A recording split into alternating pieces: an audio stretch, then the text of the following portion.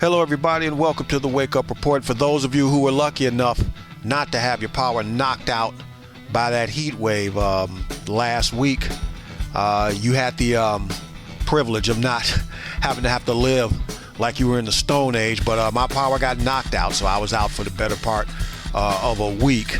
And between the power getting back on and me hustling my food over to my mom's to keep it from going bad, it was what it was, but I'm back in the mix now. So one person I hope they deliver plenty of power to, as in an electric chair, is the person I'm about to talk about. So let's get started. You see that beautiful baby girl right there? Well, she's dead now. She was shot in the head, had the back of her head blown out by this man. And let's go to the news story and let's find out what happened. Lionel Francis showed no emotion as he arrived at court just a couple of hours ago to find out if the judge was going to uphold the jury's decision to grant him the death penalty.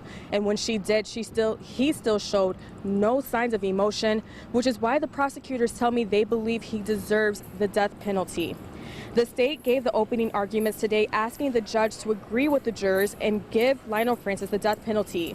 They told the judge that juries are powerful things, a democracy in action, and that if his peers believe he deserves the death penalty, then the judge should too. On the other side, Francis's defense argued that a death sentence shouldn't be given when the verdict from the jury is not unanimous, even filing a motion, which the judge denied. She then went on to hand down a death sentence to Francis.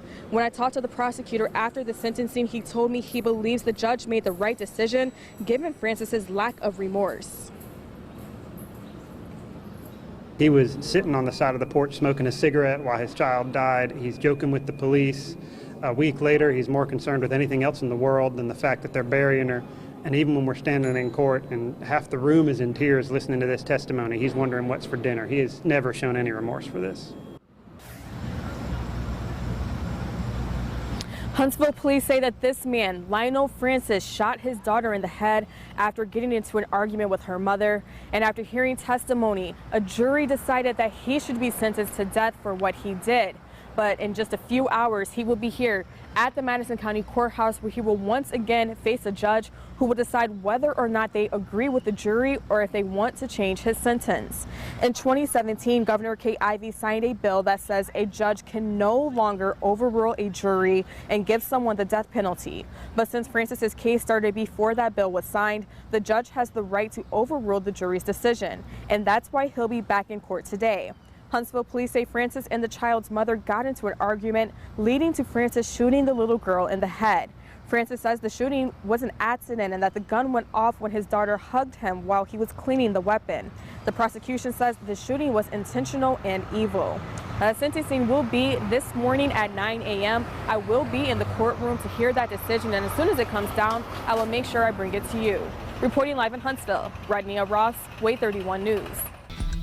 Now, when I first saw this story and I started to put things together to do the story, and I getting ready to record the audio, I found myself cursing so much whenever I looked at this chump's face that the story would have just been inaudible. I had to figure out a better way to do this story without cursing so much. So I put together what I thought was a pretty creative way of expressing what I would like to do to this man. I can't stand a coward. I really can't. We all have our faults, but one thing I am not, or one thing I do not do, well, I'm not a coward. I don't prey on women. I don't prey on children. I don't prey on little babies. I don't prey on senior citizens. I'm not a coward. So this person, I don't know, from the looks of him, from the news, I don't know. He's about, maybe I give him about 5'8", about I don't know, about 260. I'm gonna round it up to 300 pounds. So pretty much what we're dealing with is a 300-pound sack of shit, which is about all the cursing I'm gonna do. So but I have to get something out. Now, the news just said that, the couple had gotten into an argument, but they didn't tell you why or what they were arguing over. So I found a little bit more details on this. So let me read to you the reason why this man put a bullet in his daughter's head. According to the man's girlfriend and the child's mother, at the time of the shooting, their relationship was somewhat strained. They would argue like other couples, but would always bounce back. She explained they were fighting over money for a pair of pants.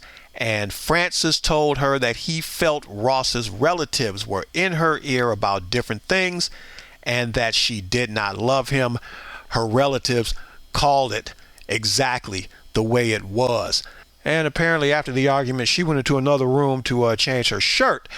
When she put her shirt on over her head, Ross said she heard a gunshot and then saw Alexandria on the ground. She asked Francis what happened, and she says he responded, "Now you have to live with what you made me do." Ross said their daughter was down on her side with blood coming out of her forehead, whimpering. She was still breathing. She called 911. As she was on the phone with dispatchers, it dawned on her that Francis might shoot her too. She told the jury he responded, "I'm not going to kill you, but I will not have a baby by you. You already had the baby, moron." She said he put the gun on the table and walked out the door. Police testified they found Francis sitting on the curb smoking a cigarette.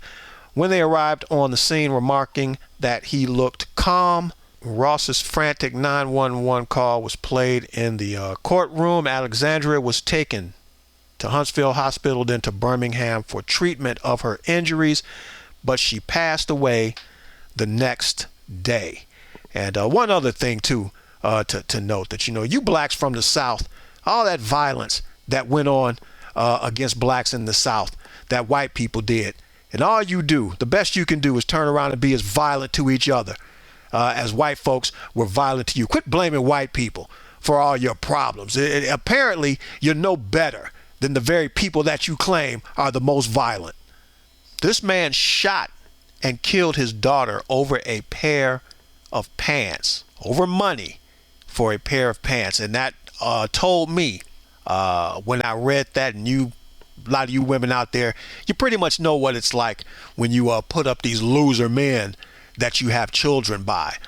Too lazy to get a job. All they want to do is sit in the house and smoke weed and play Xbox or PlayStation.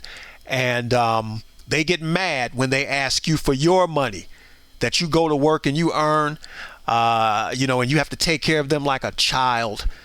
So while you're paying the gas bill and while you're paying the light bill and while you're buying all the food and while you're buying all the clothes for the baby and while you're taking the baby to the doctor, while you're doing all of this, these types of men, like the children and the cowards that they are, they're begging you for money, and then they get mad at you when you don't want to give them the money that you went out and earned. And I did not say their names at the top of the show. The girlfriend's name is Ashley Ross. The man's name is, I really don't want to say his name. His man's name is Lionel Francis. I just want to call him sack of shit. And the baby's name is Alexandria.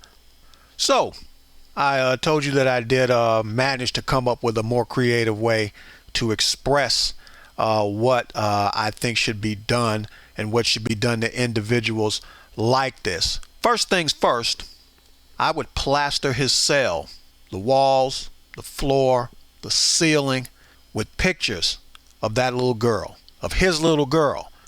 So when he wakes up in the morning, he has to see her face. When he goes to bed at night, he has to see her face. There wouldn't be anywhere in that cell where he could turn and look where he would not see that girl's face.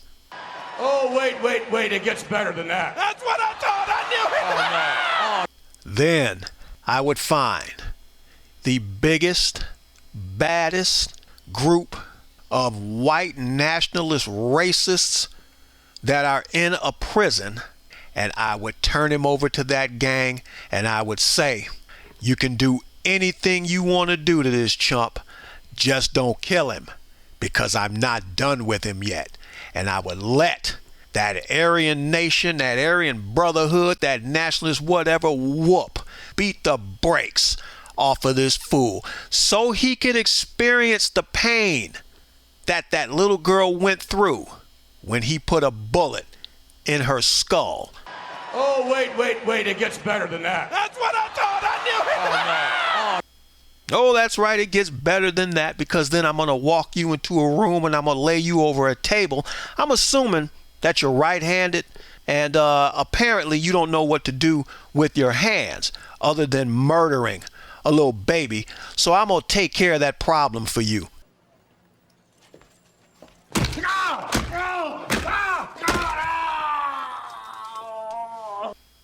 What the hell? I don't care if you're right-handed or you're left-handed. As a matter of fact, what I'll do is I'll just cut off both of your hands.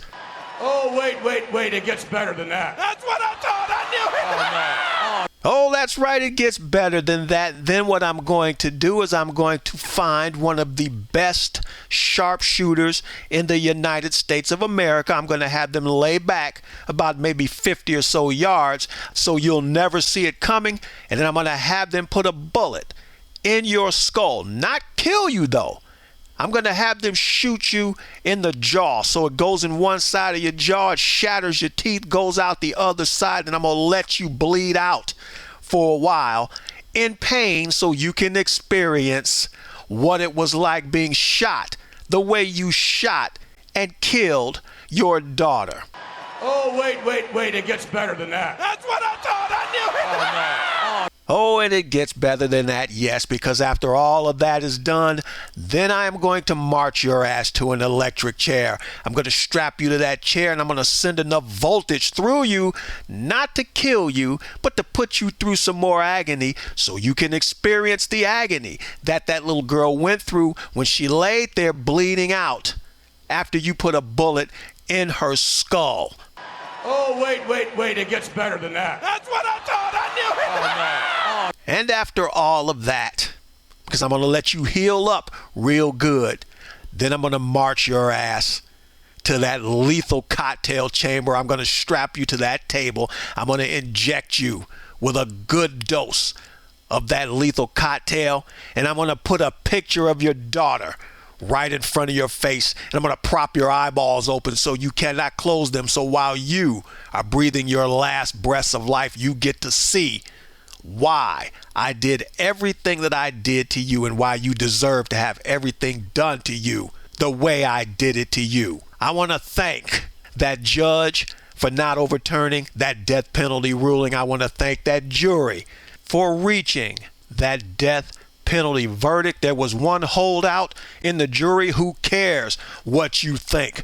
Somebody out there believes in KTM's brand of justice when you knowingly, willfully, purposely, deliberately, and maliciously murder a child. You deserve nothing less than the death penalty.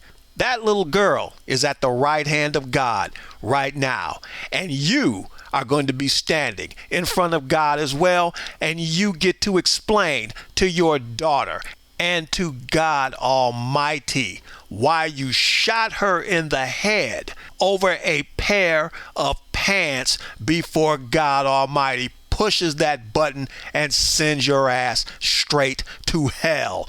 This is KTM and the Wake Up Report saying think a little bit. It will do wonders for you.